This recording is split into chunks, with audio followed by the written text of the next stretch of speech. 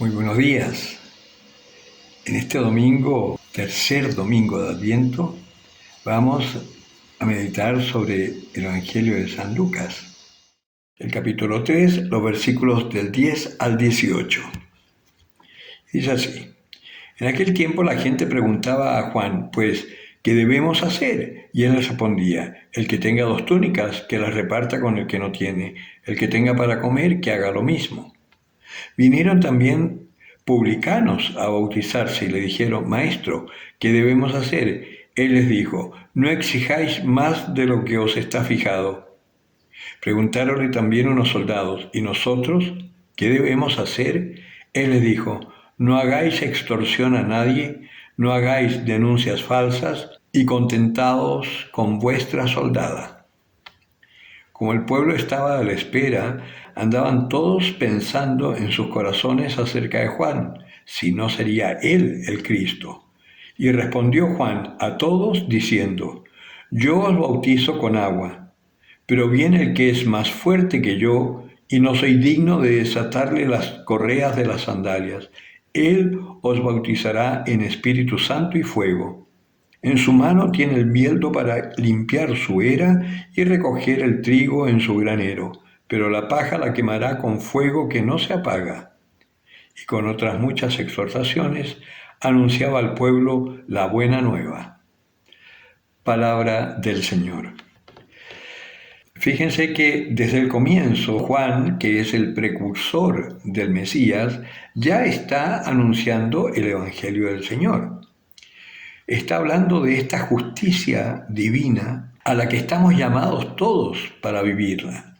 Por eso cada vez que le preguntaban algo que tenía que hacer, él iba respondiendo según la manifestación habitual de pecado que veía en cada persona. Por eso, nosotros que somos bastante avaros, que nos dice el Señor, para que puedas ser libre, para que puedas ser feliz, comparte lo que tienes con los que no tienen. Al hambriento dale de comer, no le des sermones. Después sí le puedes anunciar el amor de Dios, pero primero dale de comer. Al que te pida, da, dirá el Señor más tarde. A todo el que te pida, da. Ah, no, pero es que este me está diciendo que tiene hambre y tiene un olor a alcohol en la boca que marea. No importa, tiene hambre de alcohol. Dale. A todo el que te pida, da. Lo mismo, entonces, cuando venían los publicanos, ya les he contado quiénes eran los publicanos, eran los mismos judíos cobradores de impuestos. Era un poco tan despreciados como los capataces judíos en Egipto del pueblo judío. Y claro, nosotros ya sabemos que cuando hay alguien débil al que se le da poder, por lo general se vuelve bastante tirano. Lo mismo que si hay alguien pobre a quien tú le das la posibilidad de manejar dinero, lo más probable es que sí será un poco para él. ¿Qué eran los que hacían los publicanos? Cobraban los impuestos, pero siempre le agregaban más para quedarse con algo ellos. Y por eso San Juan el Bautista les dice: no cobréis más de lo que es debido. Y bueno, y en el caso de los soldados también, o sea, que no denuncien, que no se aprovechen de su rango, que sean honestos y cumplan con lo que tienen que cumplir, y punto.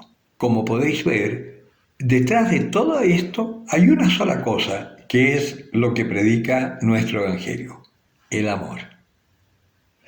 Así como Dios ha tenido misericordia de nosotros y nos ama aún en medio de nuestros pecados, y nos llama y nos invita a dejar de pecar para que podamos ser felices y libres, de esa misma forma Juan el Bautista ya estaba anunciando lo que se podía hacer incluso sin la gracia de Dios, porque eso lo puede hacer cualquier persona. Hacer un poquito de violencia para ser generosa, no necesitas tú de una gracia muy especial, basta que uses tus gracias naturales, que el Señor te ha dado: la capacidad de compadecerte, la capacidad de ser solidario, la capacidad de perdonar al que te ofende. Ahora, claro, hay gracias sobrenaturales que solamente nosotros, los hijos de Dios, las tenemos. Y sin embargo, como no hemos sido evangelizados correctamente, no las podemos ejercer. Y esas gracias sobrenaturales son las que el mundo necesita para poder ver y creer en la palabra que les damos. Y una de las gracias más importantes que el Señor nos concede a través de la Escritura, primero es el conocimiento de nosotros mismos, que ya eso de partida nos hace darnos cuenta del inmenso amor que Dios nos tiene. Eso es lo primero. Pero también hay una gracia especial que el Señor nos da, que es el poder amarnos por encima de quienes somos. Que eso lo podemos hacer solo los hijos de Dios por una gracia especial del Espíritu Santo. Por eso nuestra Madre Santísima, a quien recordamos en estos días por este dogma maravilloso de su Inmaculada Concepción, ella nos dijo, a través de Kiko Argüello, quien recibió este mandato de la Virgen, hacer pequeñas comunidades que vivan en humildad, sencillez y alabanza, en donde el otro es Cristo, como la familia de Nazaret.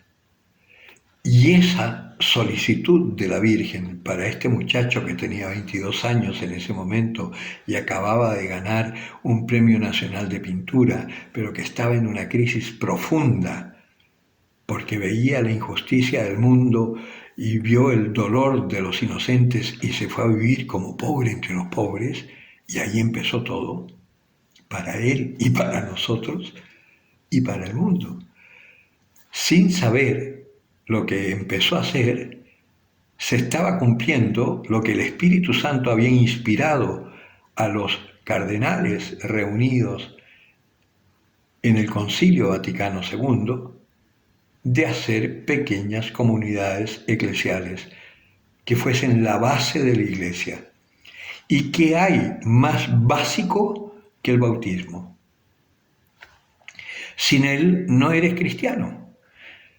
Por consiguiente, una comunidad que no importa si ya recibió el bautismo de pequeño, pero que vive en función de redescubrir el bautismo, recibiendo las catequesis que debió recibir de sus padres y de sus padrinos desde pequeño hasta llegar a un momento de tener conciencia y poder hacer su primera comunión y seguir con esa formación hasta llegar al momento de confirmar y decir, sí, yo quiero continuar mi formación cristiana, quiero mejorar, por así decir, un máster, pero desde el Espíritu Santo, que eso es la confirmación.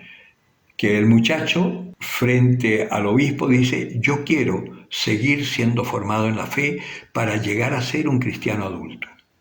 Todo ese proceso toma más de 15 años.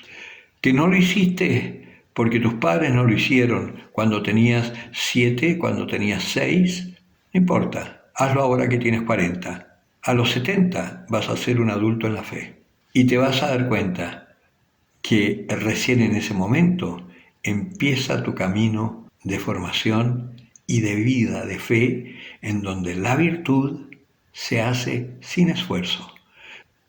Dar de comer al hambriento. Si tienes 2 túnicas, dar una al que no la tiene.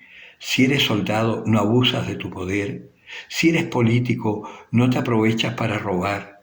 Ahí, en ese momento, Dios se manifiesta en plenitud para todos los hombres. Vale la pena formarse en la fe.